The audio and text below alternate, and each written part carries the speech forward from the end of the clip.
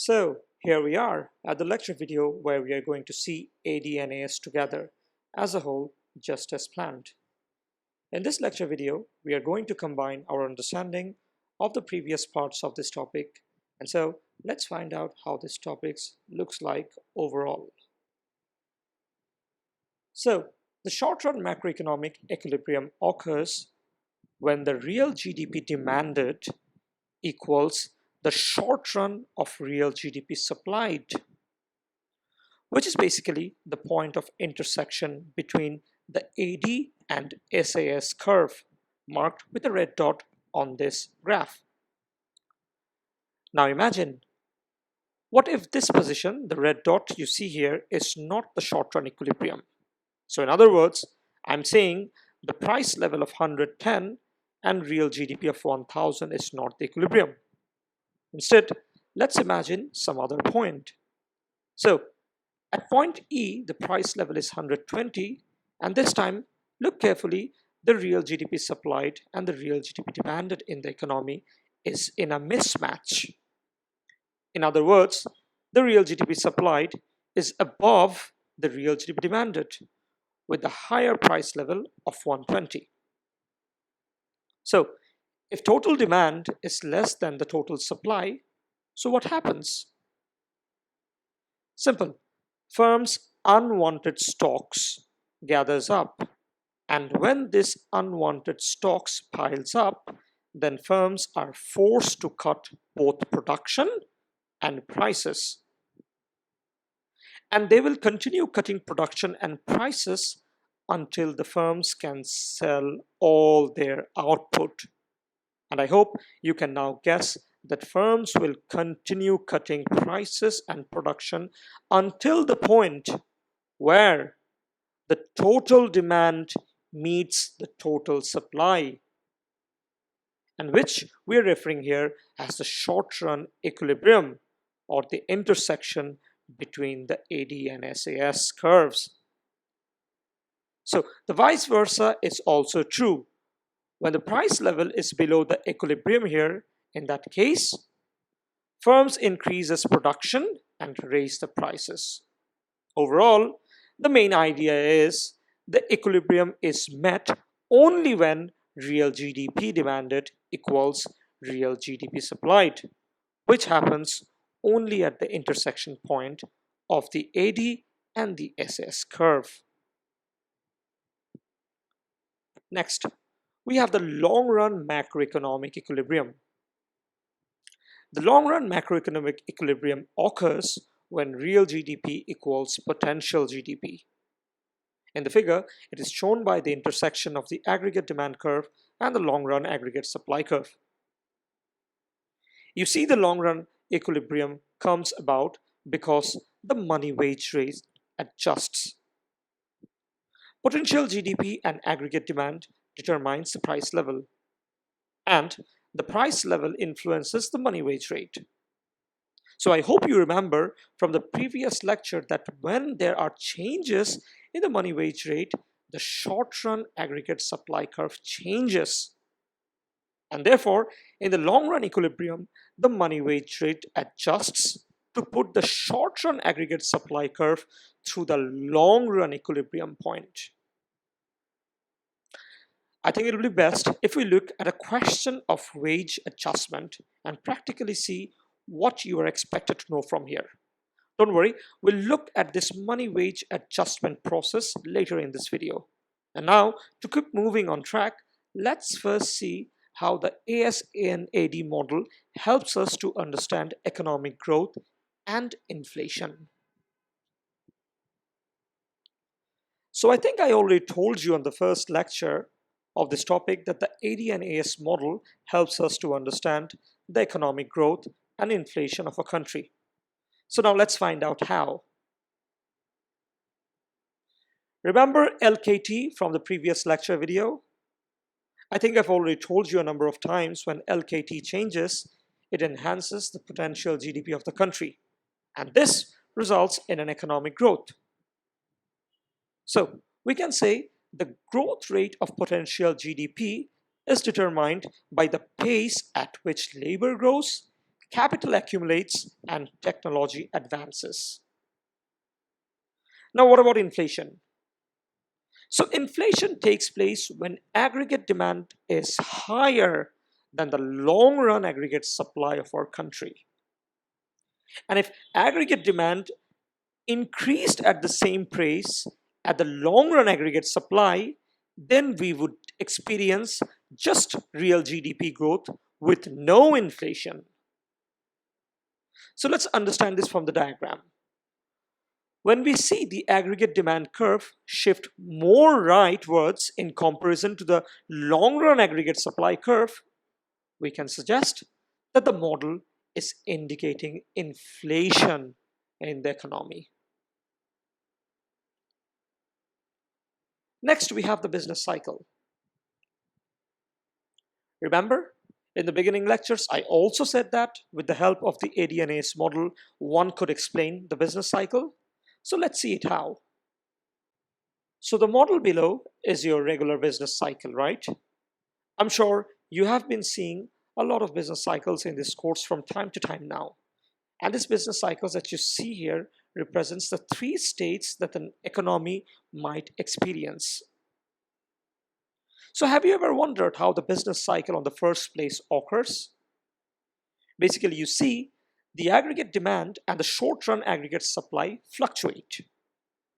But the money wage does not change rapidly enough to keep real GDP at potential GDP. And this is how the states of the business cycle occurs. So let's start with a state of a below full employment equilibrium. This is the point A on your business cycle in which the potential GDP exceeds the real GDP. Next, we have a full employment equilibrium. This is shown by point B on the business cycle in which the real GDP equals potential GDP. And finally, we have an above full employment equilibrium. This is the point C on your business cycle where real GDP exceeds potential GDP. Now let's see how all the points of the business cycle can be represented with the help of the AD and AS model. Let's begin with the first point A. You see the point A on the business cycle. This point A represents a recessionary gap. Why? Because at point A, the real GDP is lower than the potential GDP. And this recessionary gap that you see on the business cycle below can also be represented with the help of the AD and AS model. And as you can see, I have drawn arrows for you to show which specific AD and AS model represents which particular point. For instance, point A, the recessionary gap of the business cycle, is represented by the top left AD and AS model, which shows the real GDP of the economy to be less than the potential GDP.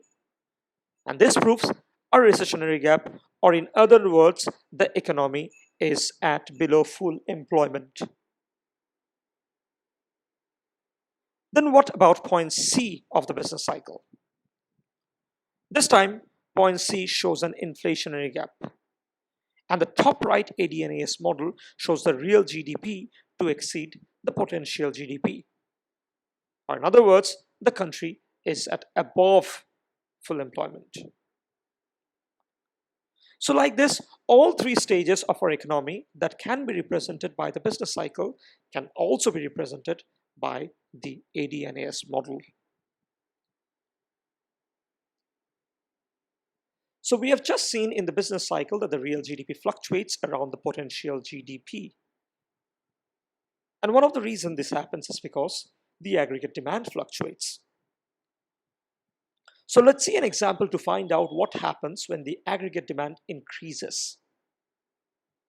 Okay, I'll sort of try to make this a question for you. In that way, you learn and you also get an idea of the question pattern. Imagine that the central bank took an expansion in monetary policy.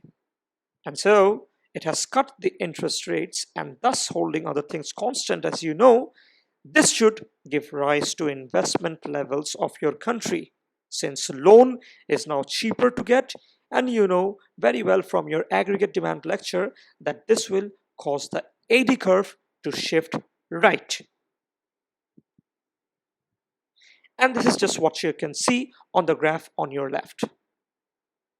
Now, after the increase in your AD, you can see from your graph on the left that the price level has increased and the real GDP is now above the potential GDP, and this has triggered an inflationary gap in your country.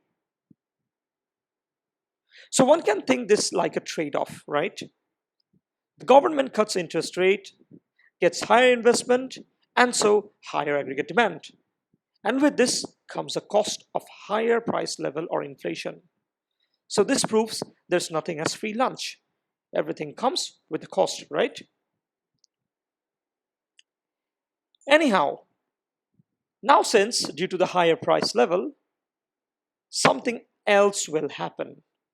And that is, since the price level has increased and the wage rate is unchanged, workers and laborers have experienced a fall in their buying power.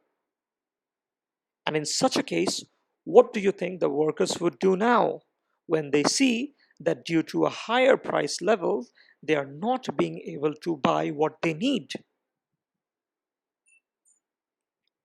Simple. Workers will demand higher wages, and firms, having no other options since they want to maintain their production and output, will accept the demand of the workers and increase their wages. Oh, and in case if you are wondering what happens if firms don't increase the wages and just don't care about the demands of the workers, then what happens? In that case, firms will either lose workers or they have to hire less productive ones. Or even the worst case scenario, this may even lead to labor unrest in the country, and I'm sure we don't want to head that way, right? So anyhow, since we are considering the fact that firms agree to workers' demand and increase the wage rate, then in that case, I'm requesting you to recall what have you learned in the aggregate supply lecture. So what happens when the wage rate changes? Remember? So whenever the wage rate changes, the short-run aggregate supply curve also changes. And in this case, since the wage rate rises, therefore the cost of production rises. And so you should know very well that the short-run aggregate supply curve will now shift to the left. And this will create a new equilibrium, causing a higher price level and making the country to return from where it started and back to its potential GDP as shown in the graph on your right. So I think this is a very good example of what happens when AD curve shifts, and also an example of wage adjustment. I hope you're now clear how wage adjustments take place. I will also ask you to imagine a vice versa situation where instead of AD rising, the AD falls in the first place. And now think, how will the pressure be on the wage rate? And so how will the short-term supply curve shift? You should be able to solve it actually. It's literally the exact opposite idea.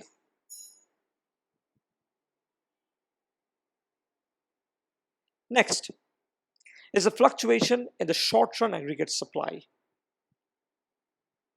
Like the AD fluctuations, short-run aggregate supply fluctuations can also bring fluctuations in real GDP around potential GDP. Suppose that initially real GDP equals potential GDP, then suddenly imagine oil prices in the country rise. And so this increases the firm's costs, as we learned in our aggregate supply lecture, and this essentially causes the SS curve to shift left, as you can see on your graph. Now, this is quite a special case, this one. In this case, we see real GDP decreases, that is the economy experiencing recession. On the other hand, the price level has increased. And because the price level has increased, the economy is also experiencing inflation. And this special case, which is a combination of recession and inflation, is actually called stagflation.